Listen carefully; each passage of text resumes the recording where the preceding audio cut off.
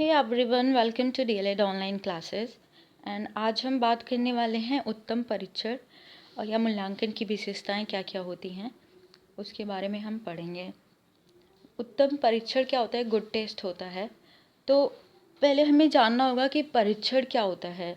परीक्षण जैसे कि आपको पता है कि एक टेस्ट होता है, उपकरण होता है, एक मतलब इंस्ट्रूमेंट या कह सकते हैं एक मीडियम होता है कि बच्चों को कितना नॉलेज है, कितना ज्ञान है उनके व्यवहार को जानने के लिए कि वो किस तरीके से मतलब उनका व्यवहार है, उनमें क्या क्या गुण है, ये होता है जानने के लिए हम परीक्षण का प्रयोग करते हैं।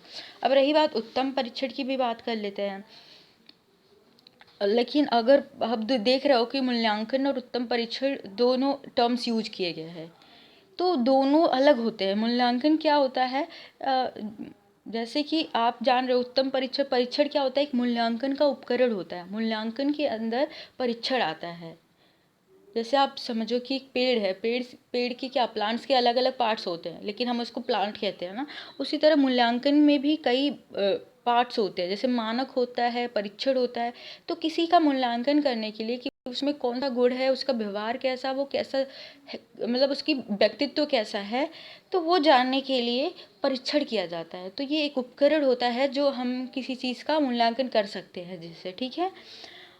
और परीक्षण मतलब कई प्रकार के परीक्षण हो सकते हैं। मतलब जैसे अब हम विभिन्न गुणों को जानने के लिए हम विभिन्न परीक्षण करना पड़ता है। अब पढ़ाई को जानने के लिए बच्चे कितना नॉलेज है उसके लिए अलग परीक्षण होता है। किसी के व्यक्तित्व को जानने के लिए उसके लिए अलग परीक्षण होता है। कि किसी में कार्य करने की कितनी क्षमता है उसके लिए अलग परीक्षण होता है। और हम कह सकते हैं किसमें मतलब किसी की कठिनाई को जानने के लिए भी अलग परीक्षण होता है। तो इनको अलग अलग नाम भी दिया गया है। जैसे कि किसी शैक्षिक उपलब्धि ज्ञात करने के लिए कि बच्चे में कितनी नॉलेज है उसको हम उपलब्धि परीक्षण कहते हैं कि बच्चा कितना समझ रहा है, ठीक है। जो आपके क्लास में रूम में आपकी क्लास में होता है बच्चों का कि कोई सिलेबस पढ़ाया, कोई चैप्टर पढ़ाया, तो बच्चा कितना समझ रहा है, ठीक है। व्यक्तित्व परीक्षण तो पर्सनालिटी टेस्ट भी होता है, अलग अलग टेस्ट भी है। इंक ब्लॉट टेस्ट भी कहा जाता है, पर्सनालिटी टेस्ट वाले में एक टेस्ट है। फिर व्यक्तित्व को जानने के लिए होता है कि उसकी पर्सनालिटी कैसी है, ठीक है। फिर अभिक्षमता परीक्षण, अभिक्षमता का मतलब होता है एप्टीट्यूड। एप्टीट्यूड का मतलब होता है कि उसमें किसी कार्य को करने की मतलब विशेष कार्य करने की कितनी क्षमता है, ठीक है। उसके लिए भी एक अलग परीक्षण होता है जिसे अभिक्षमता परीक्षण कहते हैं, ठीक है, जिसे एप्टीट्यूड टेस्ट भी कहा जाता है। उसके बाद होता है निदानात्मक परीक्षण कि मतलब कि हम कह सकते हैं कि बच्चा कितना मतलब कितनी उसमें क्या कठिनाई है, मतलब उसकी कठिनाइयों को जानने के लिए कि हम निदानात्मक परीक्षण करते हैं। तो जैसा कि हमने देखा कि परीक्षण 4 हो गए हैं, मतलब अलग अलग गुणों को जानने के लिए अलग अलग परीक्षण का प्रयोग किया जाता है। एंड गुड टेस्ट या उत्तम परीक्षण क्या होता है तो वो जानेंगे। क्लासमेयर तथा गुडविन ने परिभाषा दी है एक अच्छे परीक्षण की, जिसे उत्तम परीक्षण भी कहा जाता है, कि एक अच्छे परीक्षण की में वैधता, विश्वसनीयता तथा व्यवहारिकता का होना आवश्यकता है। मतलब ये अच्छे जो अच्छे टेस्ट होते हैं उनमें ये गुण होने आवश्यक है, व्यवहारिकता, विश्वसनीयता एंड वैधता, ठीक है। उसके बाद दूसरा देखेंगे, डगलस ने क्या कहा था। डगलस ने कहा था कि एक अच्छे परीक्षण में अनेक विशेषताओं का होना आवश्यक है। क्या होता है? एक अच्छे परीक्षण में अनेक विशेषताएं। ये विशेषताएं क्या होती हैं? अब ये विशेषताएं कुछ भी हो सकती हैं, विभिन्न प्रकार की विशेषताएं होती हैं जिनके मतलब जो कसौटियां दी गई हैं कि मान लो अगर ये क्राइटेरिया सेट किया गया है कि इन कसौटियों पे उसे खड़ा उतरना है, तो परीक्षण क्या होता है? परीक्षण उत्तम तभी होगा अगर वो इन कसौटियों पे इन विशेषताओं पर खड़ा उतरेगा, मतलब इन विशेषताओं युक्त होगा। अब ये विशेषताएं क्या होगी आगे हम बताएंगे। फिर ये देख, तो अनेक विशेषताएं पे होना आवश्यक होता है और ये विशेषताएं प्रत्येक परीक्षण के निर्माण में आधारभूत सिद्धांत होती हैं। जो ये विशेषताएं होती हैं ये मतलब उत्तम परीक्षण की क्या होती है? मूलभूत आवश्यकताएं होती हैं, मूलभूत सिद्धांत होता है। अगर कोई भी परीक्षण इन विशेषताओं से व्यक्त होता है तो उसे ही उत्तम परीक्षण कहा जाता है, ठीक है। अब ये कसौटियाँ, ये परीक्षण जैसे विशेषताएं क्या होती हैं? उत्तम परीक्षण की विशेषताएं हैं, दो भागों में बांटा गया है। इनको मतलब दो तरीके से बांटा गया है कि इसके बेस पे, इसके बेस पे। तो पहला है प्रैक्टिकल कैरेक्टरिस्टिक, व्यवहारिक विशेषता क्या होती है, दो भागों में बांटा है। दूसरा है तकनीकी विशेषताएं जिसे टेक्निकल कैरेक्टरिस्टिक्स कहते हैं। व्यवहारिक विशेषता में आप देख सकते हो कि क्या क्या पॉइंट्स आ रहे हैं। व्यवहारिक विशेषता क्या होता है कि जर्नल वे में क्या विशेषता है। टेक्निकल तो वो एक स्टैंडर्ड होता है, लेकिन व्यवहारिक आप जर्नल वे में कह सकते हो प्रैक्टिकल क्या है इसका। तो प्रैक्टिकल वाले में देख रहे हो आप, ये आ रहा है, फर्स्ट है उद्देश्य पूर्णता। क्या होता है? पर्पजिवनेस। इसमें क्या होता है उद्देश्य पूर्णता, मतलब कोई भी अगर परीक्षण कर रहे हो, कोई टेस्ट कर रहे हो, तो उसमें कोई उद्देश्य होना चाहिए। अगर आप किसी बच्चे का टेस्ट कर रहे हो तो आपका कोई उद्देश्य होगा, कोई समस्या होगा कि उसका टेस्ट कर रहे हो। तो उद्देश्य के बिना आपका कोई भी उत्तम परीक्षण नहीं होगा, कोई भी परीक्षण संभव ही नहीं है। तो आपको क्या करना है, एक लक्ष्य बनाना होगा, उद्देश्य बनाना होगा जो उस उद्देश्य को पूरा कर सके। मतलब अगर आप एक चैप्टर पढ़ा रहे हो बच्चों को, तो आपका उद्देश्य है कि बच्चे को कितना समझ आया है, इसलिए आप टेस्ट ले रहे हो, ठीक है। इसलिए उद्देश्य पूर्णता का होना बहुत ज़रूरी है, ठीक है। दूसरा होता है व्यापकता। अब उद्देश्य पूर्णता में हम कह सकते हैं, आप अपना देख लीजिए, डीएलएड का आपका एग्ज़ाम होता है कि आप टीचर बनने के लिए कितने एलिजिबल है। यूपी टेट का एग्ज़ाम होता है आपके लिए। ये एग्ज़ाम क्यों होता है? इसका एक उद्देश्य है कि आपको दिखना है, मतलब टेट में कि आप क्वालिफाई कर रहे हो तो आप में टीचर बनने के कितने गुण है, ये एक उद्देश्य है। आपको जांचना है कि आप टीचर बनने लायक हो कि नहीं।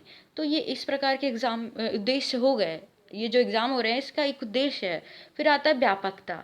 व्यापकता का मतलब होता है कम्प्रिहेंसिवनेस। इसका मतलब है कि कोई भी अगर परीक्षण है, वो किस प्रकार के प्रश्नों का निर्माण कर रहा है। प्रश्नों का निर्माण कर रहा है कि वो सभी पक्षों को ले रहा है। मतलब कोई विषय है, कोई पाठ्यक्रम है, वो सभी पक्षों को ले रहा है। मतलब कोई कोई भी ऐसा नहीं है कि एक चैप्टर को ज़्यादा महत्व दे रहा है, दूसरे चैप्टर को नहीं। सभी पक्षों को ले रहा है, सभी चैप्टर को उतना ही महत्व दे रहा है जो जो ज़रूरी है, ठीक है। कि आपके टेस्ट के लिए जो ज़रूरी है, आपके गुणों के लिए ज़रूरी है कि आप कितना समझ रहे हो। जैसे आप मान लीजिए आप हिंदी पढ़ा रहे हो, हिंदी में अलग अलग पार्ट्स होते हैं, गद्य पद्य नाटक व्याकरण। तो आप जो प्रश्नों का निर्माण करो, इन सभी पक्षों को ध्यान में रख के करो कि सभी जो हैं, ये नाटक विधा गद्य पद, ये सभी आप ऐसे प्रश्न का निर्माण करो कि सभी आप इंक्लूड कर सको। तो ये होता है व्यापकता, कि आप सभी चीज़ों को उसमें ले रहे हो, सभी बच्चों को ले रहे हो। ये नहीं कि एक ही टॉपिक को आप ले रहे हो, एक ही चैप्टर के बारे में ज़्यादा फोकस कर रहे हो, ठीक है। फिर होता है तीसरा मितव्ययिता। मितव्ययिता का मतलब होता है इकोनॉमिकल। मितव्ययिता से समझ आ रहा है कम खर्च करना, कम समय। मतलब जो प्रश्न निर्माण करो, ऐसे प्रश्नों का निर्माण करो जो कम समय लगे, कम व्यक्ति की ज़रूरत हो जिसमें, और कम धन की खर्च, मतलब खर्च। आप ऐसे प्रश्नों का मत ऐसे निर्माण करो जिसकी चेकिंग करने के लिए बहुत लोगों की ज़रूरत पड़ जाए, और जिसके क्वेश्चन पेपर बनाने के लिए आपको बहुत पैसे की ज़रूरत पड़े। मतलब ऐसा नहीं होना चाहिए। कम खर्च, कम समय और कम व्यक्ति वाला होना चाहिए, ठीक है। उसके बाद आता है सुगमता। एक मिनट, सुगमता क्या है?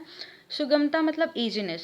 मतलब जो आप प्रश्न निर्माण कर रहे हो उसकी लैंग्वेज ईजी हो, मतलब सभी बच्चों के समझ आ जाए, और जो कॉपी चेकिंग हो वो भी सरल हो। मतलब प्रशासनिक दृष्टि से जो कॉपी चेकिंग होगी वो भी सरल हो। ऐसा नहीं हो कि स्कोर देने में प्रॉब्लम हो जाए, नंबर देने में प्रॉब्लम हो जाए, चेक करने में प्रॉब्लम हो जाए। ऐसे क्वेश्चन बना दे रहे हो कि बच्चे आंसर देने में ही मतलब कैपेबल ही नहीं है, आंसर सही ढंग से दे ही नहीं पा रहे हैं। तो ईजीनेस होनी चाहिए, सरल भाषा होनी चाहिए, ठीक है। और दूसरा है, उसके बाद आता है सर्वमान्यता। ये दोनों आपके सिलेबस में नहीं है, बट मैंने इंक्लूड किया है। सर्वमान्यता का मतलब होता है एक्सेप्टेबिलिटी। सर्वमान्यता का मतलब होता है एक्सेप्टेबिलिटी। इसमें यह है कि आप जो परीक्षण कर रहे हो वो सभी व्यक्तियों को ध्यान में रख के कर रहे हो, और परिस्थिति को ध्यान में रख के कर रहे हो। ऐसा नहीं है कि जो ज़्यादा अच्छे बच्चे हैं पढ़ने में, उनके अकॉर्डिंग क्वेश्चन बना रहे हो, और जो पढ़ते हैं उनके अकॉर्डिंग क्वेश्चन नहीं बना रहे। मतलब सरल कठिन दोनों क्वेश्चन बनाओ। आप ऐसा परीक्षण करो जो सभी व्यक्तियों पर लागू हो और सभी परिस्थितियों में लागू हो। ऐसा नहीं कि एक ही व्यक्ति पे लागू है, ऐसा सभी व्यक्तियों के लिए हो, ठीक है। इसलिए इसे कहते हैं सर्वमान्यता। फिर होता है प्रतिनिधित्व। क्या है? प्रतिनिधित्व से समझ आ रहा कि रिप्रेजेंटेटिवनेस। मतलब जो परीक्षण हो रहा है, जिस चीज़ के लिए परीक्षण हो रहा है उसको वो रिप्रेजेंट करे। मतलब आप एक विषय ले रहे हो, सब्जेक्ट अगर साइंस का कर रहे हो तो उस सब्जेक्ट से रिलेटेड ही उस परीक्षण को करने में वो सफल हो जाए, ऐसा हो, उसको रिप्रेजेंट करे, उसके सभी पक्षों को रिप्रेजेंट करे। तो ऐसा होना चाहिए। तो ये ओवरऑल थे व्यवहारिक प्रैक्टिकल जो कैरेक्टरिस्टिक्स थे उत्तम परीक्षण के। ये है, और उत्तम परीक्षण तभी माना जाएगा जब ये क्वालिटीज़ होंगी, उसमें ये कैरेक्टरिस्टिक्स होंगे, ठीक है। फिर दूसरा है टेक्निकल। हम दूसरा देखेंगे टेक्निकल में क्या क्या टर्म्स आते हैं। पहला है वैधता। ये विशेषता क्या? वैधता।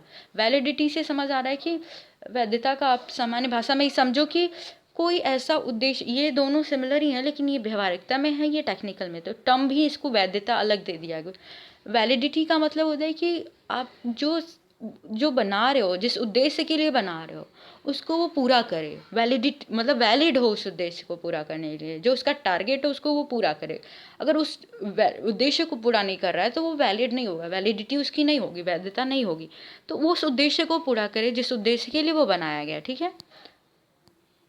दूसरा है विश्वसनीयता, रिलायबिलिटी। विश्वसनीयता क्या कह रहा है कि अगर जो आप टेस्ट मतलब जो परीक्षण कर रहे हो वो विश्वसनीय हो, मतलब आप जब पहली बार अगर क्वेश्चन बना रहे हो, ठीक है, बनाया आपने, फिर आप क्या दूसरी बार भी वो परीक्षण कर सको। अगर किसी बच्चे का 50 आ रहा है, अगर दोबारा भी उसका उतना ही आता है तो वो विश्वसनीय है, मतलब रिलायबिलिटी है उसमें कि क्वेश्चन नहीं बदल रहा है, चीज़ें नहीं बदल रही, सिलेबस के अकॉर्डिंग ही आ रहा है। जैसे यूपी टेट का आप समझो, आपको पता है कि सिलेबस यही है, यहीं से क्वेश्चन आएंगे, तो रिलायबल है, आप ट्रस्ट करते हो, आप विश्वसनीय है आपके लिए कि सिलेबस से ही आएगा। ये नहीं है कि इस बार क्वेश्चन एकदम अलग पट कहीं से भी उठा के दे दिया, इस बार कहीं से। तो बच्चों में वो मतलब अगर आज आपका 20 आया, कल आपका 10 नंबर आया, ऐसा नहीं होना चाहिए, आपका उसी में आना चाहिए। अगर आज 50 आया है तो कल भी 50 आना चाहिए, तो रिलायबिलिटी होनी चाहिए, ठीक है। उसके बाद कह रहे हैं उसके बाद जो थर्ड पॉइंट है वो होती है वस्तुनिष्ठता, ऑब्जेक्टिविटी। मतलब क्वेश्चन ऐसा बनाया जाए जो स्पष्ट हो और उसका जो मार्क्स हम अगर नंबरिंग करनी हो, नंबर देने हैं, वो भी आसान हो, स्पष्ट हो। अगर क्वेश्चन ऐसा बनाती है जिसके एक ही आंसर हो, अलग अलग आंसर नहीं है। ऑब्जेक्टिविटी का मतलब है एक ही आंसर हो। ऐसा नहीं होता कि कुछ बच्चे अलग आंसर देते हैं, कुछ जब कॉपी चेकिंग होती है टीचर भी अलग हिसाब से नंबर देता है। अगर 80 नंबर का है, अगर बच्चे ने सही किया है तो एक टीचर अगर साइन कर रहा है वो भी 80 दे, दूसरा टीचर साइन कर रहा है वो भी 80 दे। तो मतलब वस्तुनिष्ठा होनी चाहिए, इसमें भेदभाव नहीं होना चाहिए। जैसे कि अगर मैं इसमें ये भी होता है, टीचर क्या करते हैं कि जो जो उसका उनका फेवरेट होता है उसको ज़्यादा नंबर दे देते, उस हिसाब से देते। तो क्वेश्चन ऐसी बनानी चाहिए कि जो बनना चाहिए कि जिसका आंसर एक ही हो, और जब जो कॉपी चेकिंग हो उसी हिसाब से हो। अगर एक टीचर इतना नंबर दे रहा है दूसरा टीचर भी उतना ही दे, कोई भेदभाव नहीं हो, ठीक है, तो उसे कहते हैं ऑब्जेक्टिविटी, ठीक है। उसके बाद आता है विभेदता। विविधता का मतलब होता है डिस्क्रिमिनेशन का मतलब समझ आ गया कि विविधता मतलब क्वेश्चन ऐसे निर्माण किया जाए, प्रश्न ऐसा परीक्षण बनाया जाए जो उत्तम, जो प्रतिभाशाली हैं, जो कम जानते हैं, कम हैं, उनमें विभेद कर सके। ऐसा नहीं है कि एकदम जो कम जानते हैं उनके हिसाब से क्वेश्चन पेपर बनाया जाए, परीक्षण किया जाए, ताकि सभी के नंबर बराबर आ जाए। तब तो आपका टेस्ट हो ही नहीं सकता ना। आपको तो बच्चों का टेस्ट करना है कि बच्चे कैसे, मतलब उनके हमें जाननी है कि कौन कितना है, लेवल कितना है, स्तर जानना है। तो हमें दोनों को ध्यान में रख के बनना होगा कि ये कम बच्चा जानता है, ये ज़्यादा जानता है, तो सरल कठिन दोनों क्वेश्चन बनाने होंगे, ताकि अगर अगर जो ज़्यादा तेज है वो 80 लाता है और जो कम तेज है वो 20 लाता है, ताकि हम डिस्क्रिमिनेशन कर सके कि ये इस बच्चे में इतनी क्वालिटी, ये बच्चा ज़्यादा पढ़ सकता है, ये बच्चे बहुत तेज़ है। तो हम ये चीज़ों को भी ध्यान में रखना है, ठीक है। फिर नॉर्म्स क्या होते हैं, मानक क्या होते हैं। अब जैसे विभेदी सब एक दूसरे से जुड़े होते हैं, ये टॉपिक जो है, ये जो टर्म्स विशेषताएं एक दूसरे से जुड़े हुए हैं। मानक नॉर्म्स का मतलब है कि स्टैंडर्ड सेट होता है कि इतना बच्चा अगर इतना रिस्पॉन्स है, इतना आंसर देता है, तो ये बच्चा इस कैटेगरी में आएगा, इस कैटेगरी में आएगा। तो जैसे हम बताते नहीं, इंटेलिजेंस बच्चे हैं तो इतना अगर आंसर दिया है, तो मानक होती हैं, इकाइयाँ सेट की गई हैं कि जो बच्चा इतना आंसर दे रहा है, इतना वो इस कैटेगरी में आएगा। तो एक मानक होती है, उसी इकाई को ध्यान में रख के परीक्षण करना चाहिए कि जो परीक्षण की होती है, परीक्षण की इकाइयाँ बनाई जाती है, ठीक है। तो इकाई बनी होती है, तो ये होता है उत्तम परीक्षण की विशेषताएं। तो ओवरऑल आप दो कैटेगरी में बांटा गया है, दो क्राइटेरिया सेट किया गया है कि इतने इतने क्राइटेरिया में अगर आ जाता है, ये व्यवहारिकता में, दूसरा टेक्निकल कैरेक्टरिस्टिक्स में, इन अगर ये सारे अगर क्वालिटी हैं, ये विशेषताएं हैं किसी परीक्षण में, तब वो क्या होता है, उत्तम परीक्षण होता है, गुड टेस्ट कहलाएगा, ठीक है। अदरवाइज वो गुड टेस्ट नहीं होगा अगर ये सारी क्वालिटी उसमें नहीं होंगी, ठीक है। आई होप आपको ये पसंद आया होगा, and thank you, and please like share and subscribe my channel.